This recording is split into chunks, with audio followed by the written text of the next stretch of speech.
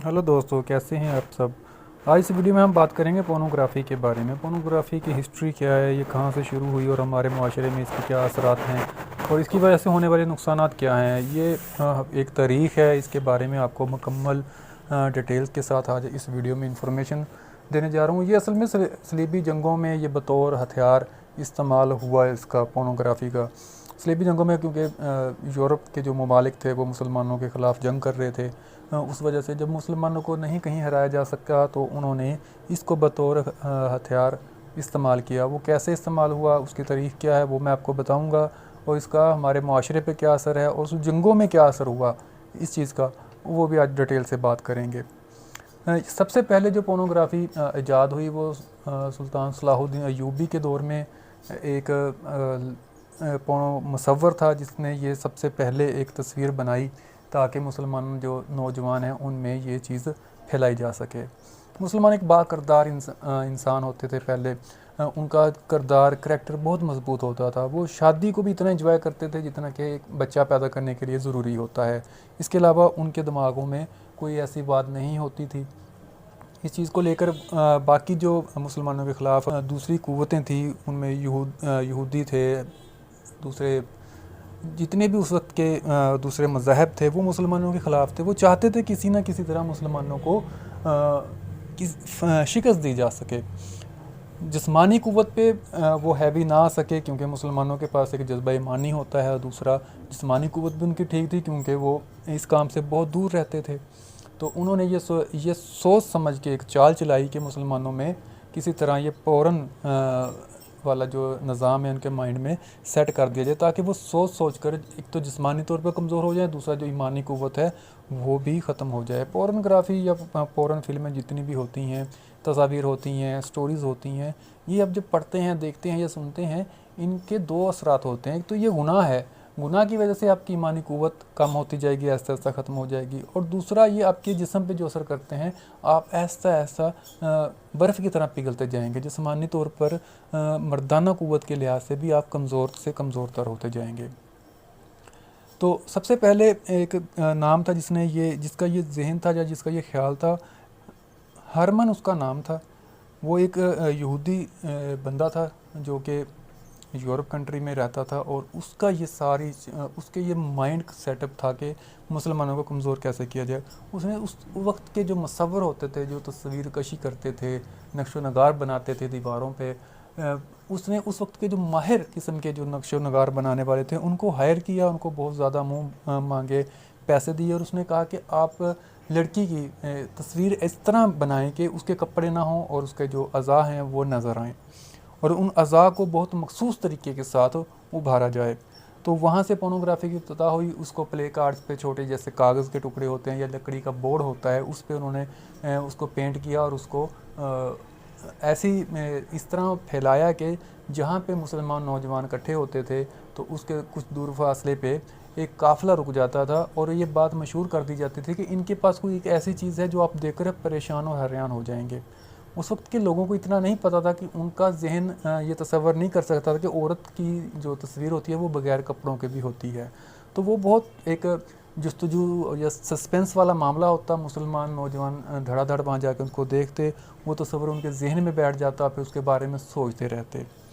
उसके बाद इसकी जो दूसरी शक्ल थी पोर्नोग्राफ़ी की, वो वुड पोर्नोग्राफ़ी थी। जंगलों में जो पोर्नोग्राफ़ी होती है वो वाली, वो लकड़ी पे इस किस्म के नक्शो नगार की मूर्तियाँ बनाते जिनके कपड़े नहीं होते थे। जैसे आपने बहुत पुराने जो मज़हब के हैं वो आपने पत्थर की मूर्तियाँ देखी होंगी, और हिंदुस्तान में आज भी ऐसी मूर्तियाँ हैं कि जिनमें कुछ अज़ा नज़र आते हैं औरत के, जैसे कि पस्तान हो गए, ये नज़र आते हैं, या बाकी जिस्म के जो हिस्से होते हैं वो नज़र आते हैं।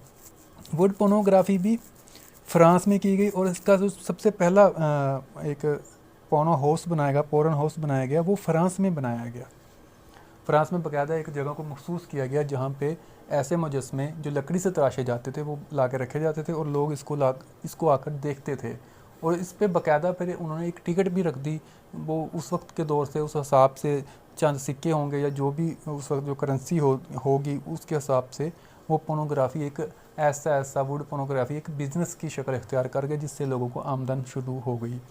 क्योंकि लोगों में ये एक चीज़ नहीं थी, इसका तजस्सुस या जुस्तजू ज़्यादा थी और इसका ख़र्च कोई नहीं था। एक दफ़ा आपने किसी मुसव्वर को हायर किया जो लकड़ी से मुजस्मे तैयार करता था, उसने एक मखसूस कीमत आपसे ली और मुजस्मे तैयार करके आपको एक हाउस में उसको रख के उस पर आपने टिकट लगा दी। ख़र्चा कोई भी नहीं, एक दफ़ा ख़र्चा, उस पर फिर आपकी आमदन ही आमदन है। उसके बाद जब ये काम आगे चलता गया, सन 1839 में जब कैमरा ईजाद हुआ, तो 1839 में कैमरे की ईजाद के बाद पहली बार एक तस्वीर निकाली गई जो कि प्रिंटेड तस्वीर थी। अब मसला ये था कि इस तस्वीर को एक से ज़्यादा कापियाँ नहीं की जा सकती, क्योंकि उस वक्त फ़ोटो कापी मशीन ईजाद नहीं हुई थी, ना कोई और ऐसा कोई हमारे माशरे में वो था जिससे हम एक से ज़्यादा कापियाँ कर लेते। फिर 1863 में प्रिंटर ईजाद हुआ। तो जब प्रिंटर ईजाद हुआ तो पोर्नोग्राफ़ी जो इंडस्ट्री थी इसने यकदम तरक्की की।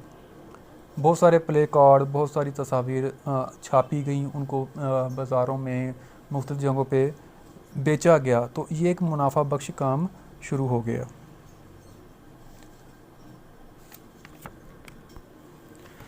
इसी तरह 1871 में आगे चलकर यूरोप और फ्रांस और लंदन में पोर्नोग्राफ़ी मार्केट में पूरी शिद्दत के साथ आ चुकी थी।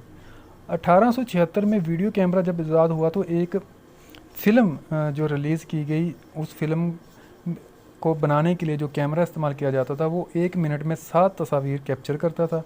इन तस्वीर को चिराग नुमा एक रोल पे चढ़ाया जाता और उस रोल को हाथ की मदद से चलाया जाता। इस तरह मार्केट में पोर्नोग्राफ़ी की जो पहली वीडियो आई जो कि तस्वीर की शक्ल में थी, उसके वो 1876 में आई और ये फ्रांस में सबसे पहले ये दिखाया गया। पहली पोर्न फिल्म जो बाकायदा फ़िल्म जैसे आजकल हम देखते हैं, उस वक्त वो ब्लैक एंड वाइट जो पहली फ़िल्म आई वो 1895 में मार्केट में आई और इसकी नुमाइश फ्रांस के एक ऐसे घर में की गई जो कि एक पुराना शराब खाना हुआ करता था। उसकी थोड़ी सी मरम्मत करके वहाँ पे ये फ़िल्म रिलीज़ की गई। ये जो पहली फ़िल्म मार्केट में आई ये 16 मिनट की थी। इस फिल्म के आने के बाद कारोबार में जो इंडस्ट्री बन चुका था, क्योंकि तस्वीर इसकी बिकती थी, मुजस्मे पोर्नोग्राफ़ी के सेल होते थे। उसके बाद जब प्रिंटर आया तो मुख्तलिफ़ किस्म के मैगज़ीन जब छपने शुरू हुए तो उसमें स्टोरीज़ होती और उनमें तस्वीर होती, तो वो बहुत ज़बरदस्त किस्म की मार्केट थी, बहुत मुनाफा बख्श कारोबार था। और फिल्म आने के बाद तो इसने सारे रिकॉर्ड तोड़ दिए। यूरोप की तहज़ीब 1920 तक पोर्नोग्राफ़ी की दुनिया में डूब चुकी थी। इस वहाँ पे ये जुनून की हद तक सवार हो चुका था। लोग बाज़ारों में, गलियों में औरतों को छेड़खानी शुरू कर देते और जो नस्ल थी, नौजवान नस्ल थी, उनमें एक तो तजस्सुस और जुस्तजू पाई जाती और दूसरा वो जो ये बंदा इसको देख लेता था वो इन ख्यालात में खो जाता था। 1970 में पोर्नोग्राफ़ी का जो जहर है ये बरसगीर में घोलना शुरू हुआ। यूरोप के लोगों ने हिंदुस्तान में और पाकिस्तान में चाहा कि यहाँ पे वो सिनेमा घर खोले, लेकिन इनको इजाज़त नहीं दी गई और इसके नुकसानात के बायस इस पे पाबंदी लगा दी गई। इसके बाद हुआ कुछ, जो पोर्नोग्राफ़ी तब तक ऐसे चलती रही जब तक इसमें जिद्दत ना आई।